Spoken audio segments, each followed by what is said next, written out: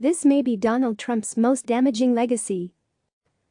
On Tuesday, President Donald Trump was asked to respond to critical comments made by Speaker Nancy Pelosi regarding his decision to take hydroxychloroquine. "Pelosi is a sick woman," Trump responded. "She's got a lot of problems, a lot of mental problems." Because this is Trump, the remark didn't draw that much attention. It should have, because it's part of a broader pattern of Trump making denigrating comments about mental health and, in the process, making a mockery of those who suffer from mental illness. Consider, in January, Trump tweeted this about House Intelligence Committee Chairman Adam Schiff. "Shifty Adam Schiff is a corrupt politician and probably a very sick man." In late 2019, Trump said that Pelosi had a total meltdown in the White House today, adding, "It was very sad to watch. Pray for her, she is a very sick person." In September 2019, Trump called Schiff a sick man. In August 2018, Trump said that the media was very dangerous and sick. In May 2016, Trump said then Fox News host Megyn Kelly was sick and the most overrated person on TV. Trump has also repeatedly questioned the mental fitness of 2020 presumptive Democratic presidential nominee Joe Biden. "Joe has absolutely no idea what's happening," Trump said earlier this month. He did the same thing to Hillary Clinton during the 2016 campaign. "She's got bad temperament. She could be crazy," Trump said of Clinton on the campaign trail in 2016. "She could actually be crazy." He's also tagged Vermont Senator Bernie Sanders with the nickname Crazy Bernie, referred to entertainer Bette Midler as a washed-up psycho, called Republican Texas Senator Ted Cruz nuts and unstable, and described Republican South Carolina Senator Lindsey Graham as a nut job. For Trump, deriding someone as sick or crazy or nuts is just a garden variety insult that he likes to sling around. To him, it's the equivalent of calling someone a loser or a dog, which he also does frequently. But whether Trump realizes it or not, what he's doing is a massive disservice to the millions of Americans struggling with mental illness. According to the National Alliance on Mental Illness, almost 44 million Americans experience mental illness in a year.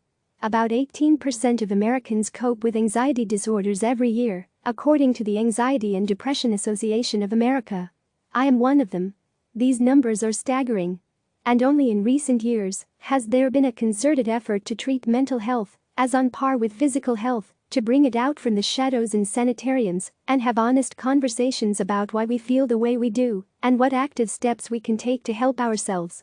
What Trump is doing is taking the gains that have been made on the mental health front and erasing them with the stroke of a tweet. Unfortunately, he's not the only Republican doing this. In a commencement speech over the weekend, Nebraska Senator Ben Sasse joked that there are a whole bunch of people who make a whole bunch of money by just trying to help other people forget high school. They're called psychologists. In fact, 95% of all gainfully employed psychologists, and I'm serious, there are dozens of them that are gainfully employed, their job is really just to help people forget high school. To the extent that Trump ever refers to mental illness and mental health in a serious way is when speaking about its connection to mass shootings. In August 2019, he said this: "Mental illness is something nobody wants to talk about. These people are mentally ill, and nobody talks about that. I think we have to start building institutions again because, you know, if you look at the 60s and 70s, so many of these institutions were closed. So, yeah.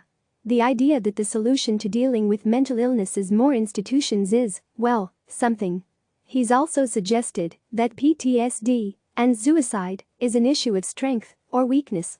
When you talk about the mental health problems, when people come back from war and combat, and they see things that maybe a lot of folks in this room have seen many times over, and you're strong, and you can handle it, but a lot of people can't handle it.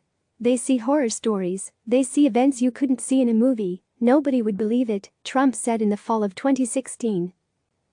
It's impossible to overstate the impact of Trump's casual use of words like crazy and nuts and his willingness to accuse his political rivals of having mental problems or being sick or unhinged has on public perception about mental health. Not only how the general public feels about it, but, more importantly, how people who are suffering from some form of mental illness feel about themselves and how whether they are willing to seek help. And again, we know that mental illness is rampant in this country and is growing rapidly among young people. The suicide rate among those 15 to 24 years old is the highest it has been in nearly 2 decades. According to the American Psychological Association, the rate of individuals reporting symptoms consistent with major depression in the last 12 months increased 52% in adolescents from 2005 to 2017. And that was before a 2-plus-month forced isolation as we sought to slow the spread of the coronavirus. Yes, Donald Trump's presidency has already done damage to the idea of truth. And to the idea of moral leadership. And to how America is perceived around the world. But his most damaging legacy may well be his dismissal of mental health, at a time when so many Americans of all political stripes are struggling with it. CNN's Allison Gordon contributed to this report. Click subscribe to receive the latest news.